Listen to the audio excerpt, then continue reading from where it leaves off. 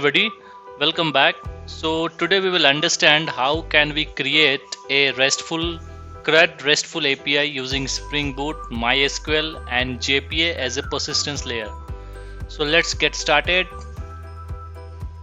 We are onto our favorite place on earth where start.spring.io. This is one of the best website. You can use your generator over here. So for my case in this demo I will use a JPA, sorry not SPA, it is a JPA.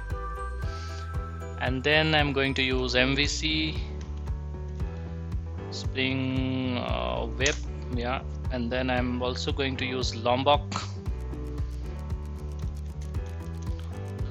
is there. I am going to use MySQL as a database, so add your MySQL drivers. Let's give the release, not demo yet, it is basically Springboard JPA, right? So Springboard JPA, got it. So this is it. I will just add Java 11. I guess I have Java 11. Maven project, all good, generate. So once your project is generated, you have to come over here and import in your ID. I am using IntelliJ. You can use any ID, it will work smoothly. I'll just import it, trust the project, yes, this window. I'm just trying to create it in this window. So now that I have the project imported, let it get imported till that time. Now once you have imported your project, you can start configuring your JPA. So before configuring JPA, there is another way with which you can create your project. If you are using IntelliJ, I think Spring also has the same facility. You need to add some plugins in Eclipse, not Spring, sorry, Eclipse. So we'll just click on next and you can extend your package name com.release and you give the artifact ID is Spring JPA demo something, right? And jar is fine. Java version is 11 for me. Project name is Springboard JPA. Package name is com.release. Now click on next. Okay, sorry, I have invalid artifact ID. So Spring JPA, it has to be small. So we will add Springboard dev tools, then we will add Lombok and click on Spring configuration processor. So let's not add Spring configuration processor, we will skip it right now.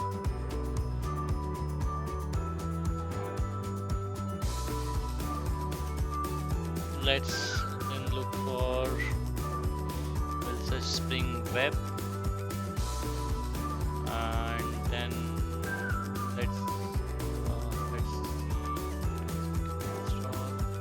let's type MySQL or JPA. Okay, I have a JPA, and then we will try for MySQL. Yep, I have a MySQL as well. So I have added all the relevant dependencies that are required right now for my project, and then I will click on next, and then I will just rename my project a proper name. You can give whatever name you want to provide, and then click on create. So let's do it this window, and this will load your project. So let the project get imported, it will download all the required dependencies. So now my project has been loaded, and then I will start configuring my Springboard project for JPA. So you have to notice few things. So this class is the main class, as we know, for Springboard application. So this is @Springboard application. This is the annotation which is used, and it has few folders, resources, static. Static is basically used if you want to put any of your HTML, CSS or any static resources, you can put it under static. And then you have templates. So templates is basically if you want to use any templating engine such as Thymeleaf or something, you can try and use it over here. And then you will have application properties. So Sometimes what happens, people uses application.yml. Either way is fine, whatever is convenient for you, but most of the people in industry nowadays are following application.yml pattern. So it's just like converting these properties into a YML format. There's nothing hard and fast in this. And I have my dependencies added over here. If you see, I have few of the dependencies like starter data JPA.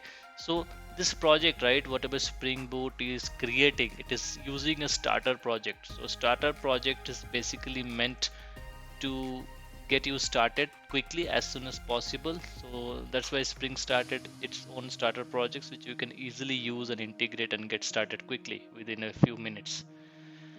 And then I have Springboard starter web. This is the same thing for web request. For web module, we have Springboard starter web, and then we have Springboard DevTools. This is very useful once you're doing any kind of development. So Springboard DevTools you can use, it will. And then you have Mysql Connector.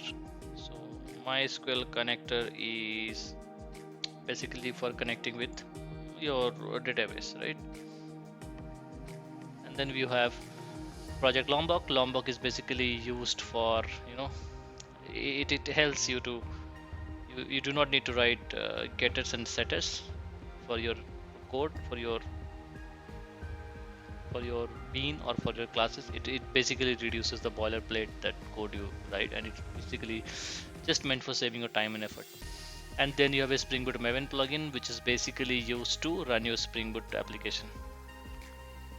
And then you can see you have a configuration annotation processor, Lombok configuration, to exclude from your Springboard Maven plugin. So now let's get started to apply. So we will start configuring our database. So now there are two ways. You can directly put your application properties related to JPA over here. But if you're using any plugin, something like this, JPA Buddy in IntelliJ, then you can easily create a connection over here. Just create a connection, and you can. I will let you guys know about more about this plugin, but this plugin is basically for JPA related queries, DB connections and everything. It shows up in real time, so that's the reason people uses it. So just see if it can drag and drop works for me. No, right?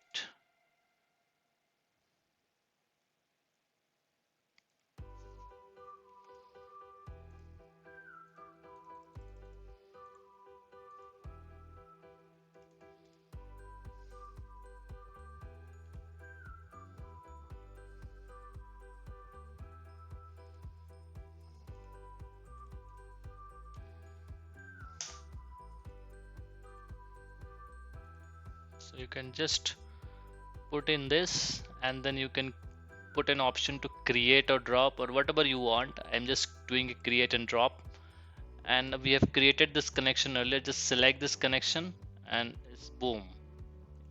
So this adds all the code that is required for this connectivity. So this is one of the cool features that I wanted you guys to have a look at it. You can try and use it. If not, you can also write it directly. So first three parameters are most important ones. Without this, the code will not run if you're using a Springboard JPA starter. And then I have a driver class name. This is also important, but it's not needed. Sometimes it automatically detects and you don't need to provide it, but it's better to provide it. That's a good option. And if you want to print the SQL commands that JPA is executing internally, then you can enable these properties, show SQL equals to true. And you can also enable Hibernate ddl.auto. It is basically Hibernate will create and drop your if there is any existing one, it will drop and recreate the tables. If you do not want it, you just create you just put it as update. So if there is any change in the schema or any additional properties you're using, you can do it as an update, right? So I prefer doing create and drop because just for demo purpose, but you should not do a create and drop in your applications when you're running, because this will create or remove the entire schema sorry, not the schema, entire tables in your schema, and then it will again create those schema. So depending upon the need, you can use it. Next I have, let's go ahead and create our project. We will create a simple service which basically adds the product into the database. So we'll just create one simple entity. So let's create a package for this. I'll create a package named as entity maybe. Right now this entity I have created, it is basically the database object, and next I have to access this entity using the repository. So I will talk more about repository later.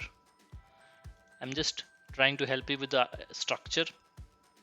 So there are various structure that we follow. I'm just following simple service controller and repository pattern. People uses DTO pattern as well. If you want to know more about it, I can help you with that. Please let me know in the comments. So let's create a separate package for our services. Right. So I've created a package for services. Now once I have a services package created, then I should have a controller as well. So the flow goes in as like, so inside controllers I will call my service class. So inside service class I will call my repository class, which will internally hit the database using the entity objects. Right. So that's the simple funda of having this packages. So now let's go ahead and create an entity first. I'll just create a product entity.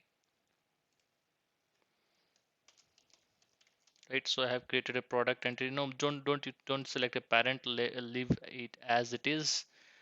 Yeah, you can select an ID. You can make it auto generated. Yes, I will make it auto generated because I will not provide the ID. So if you see, it automatically generates it. You can also write this code. These are very simple steps. You can also write this code manually. It will not take much time. So I'll just remove the getter and setter. I don't need a getter and setter because I have Lombok. So I will enable Lombok for this class. You just click on or just type @data. So data is basically Lombok's annotation. So then I will let's create few more fields. So I'll create product name. I'll create product description. I'll create, let's keep it integer, price. Right, so let's keep this field as of now, and then I will create a repository.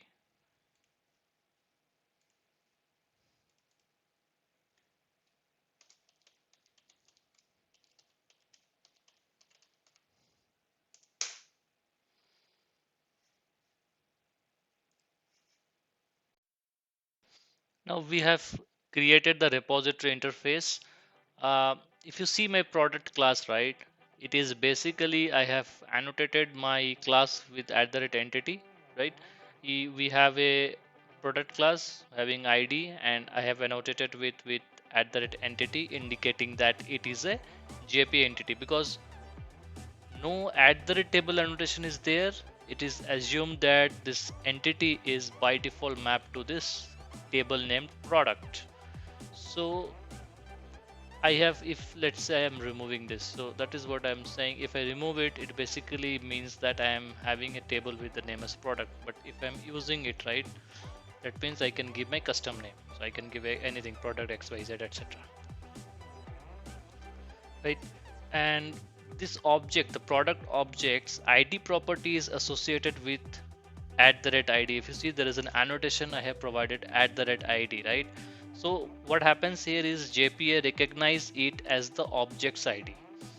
The ID property, if you see, I have annotated it with @generated value as well. So it indicates that it should be a generated value, and that should get automatically generated based on the strategy that I have provided. I can give a different strategy over here as well. Sorry for that. Right. So now once I have created this entity, I am moving to create a repository. Now Spring Data, if you see Spring Data JPA, the main focus is it gives you a facility to use JPA to store the data into your RDBMS. So one of the most important feature of Spring Data JPA is that it automatically creates the repository implementations. Now that is a very good feature. Now how does it creates?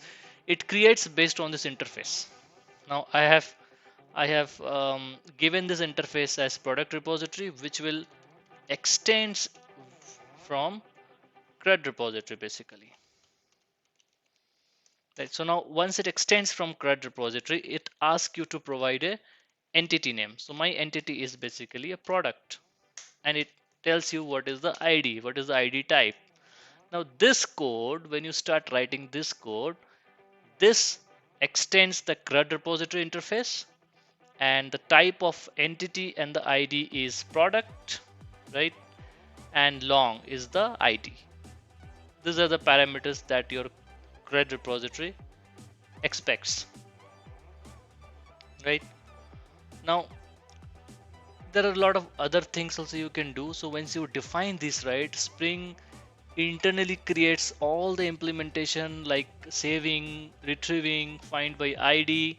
If you want to find something with the based on the ID, all these features Spring will write the code by itself, and you provide a implementation in the runtime. So that is one of the cool feature when you're using repository. You can, by the way, you can also write your custom queries over here. So that is one more way you can do it if Spring's own query doesn't suffice. So for that they have a different way.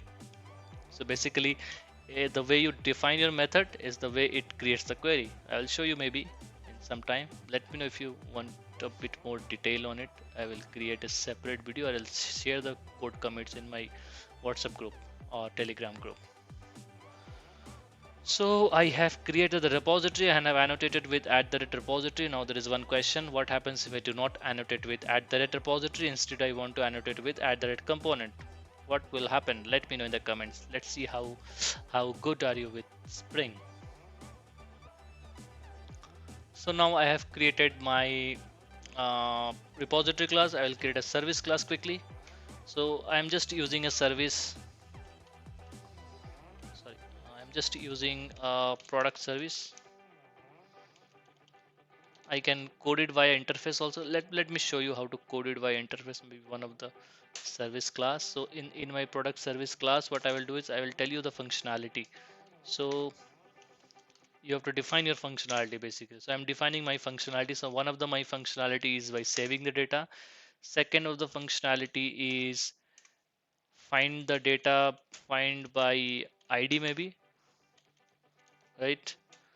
And I will give it a ID, and this should, while saving the product, you have to get product as an object, right? So I have saved it, I have retrieved it by ID. I will delete it also,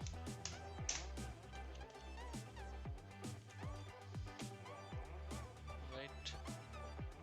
I need an ID, so let's keep this as of now.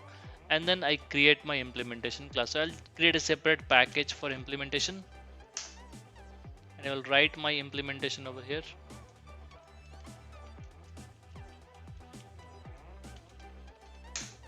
Right, and I will just annotate with @service.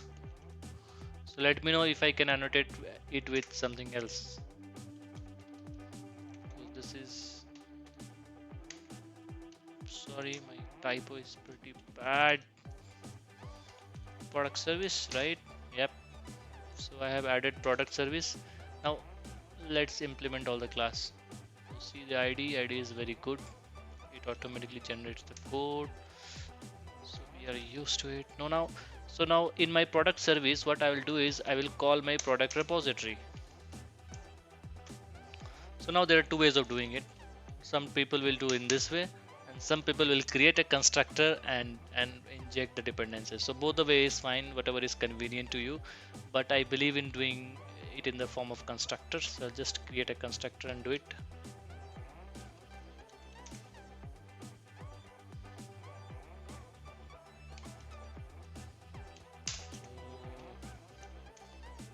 I'll just create a constructor over here, go to generate and create a constructor, right? So this constructor is there. I'll go to product.save. Now we'll do product repository dot save, and this will get the input as product input and we'll return it. Now if you have noticed, we do not have any method known as save in my interface, but still I am able to use it. So how do I how do I get this method? So this method is provided by Spring in the runtime. Spring creates its own implementation and it gives to you, and then you can use it in the runtime. It gets it and creates the query and everything has happened. So Spring is automatically generating this code for you, right? So that you can use it. Now we will do similar thing with product repository dot find by id. If you see, it takes the id as well, right? I have to return it. Return, yeah. Now this returns me an optional, so you have to do a get, right? Let's forget the delete as of now. Just remove delete for now. Just focus on this two because the video will get much long. So this is product service is there, so I will just go to controller. So now let's create a controller class. Oops, no, not Kotlin. I just want Java because I love Java. So product controllers.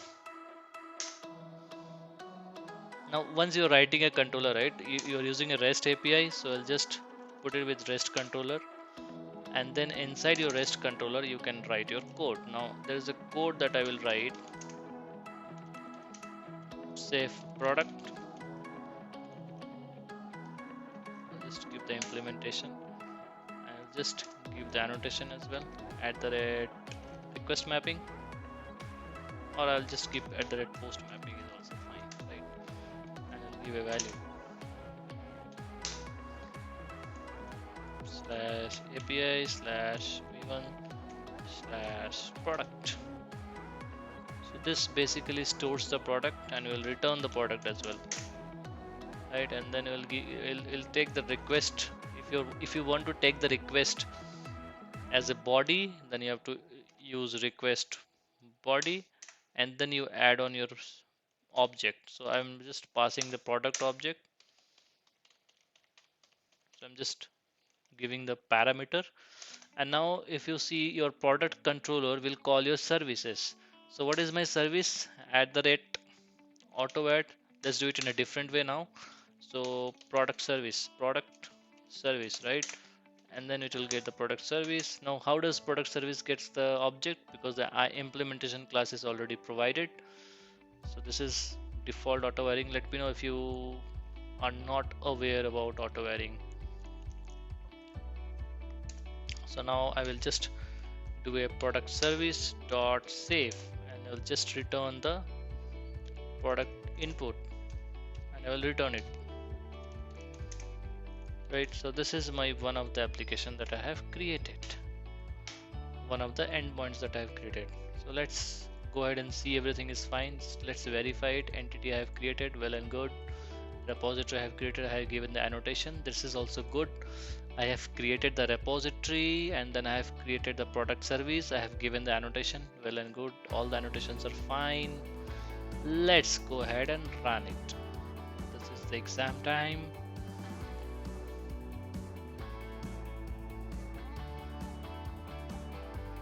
Yep, it's starting. So if you see, if you noticed over here, Hibernate is creating the table DDLs, and it is dropping the table.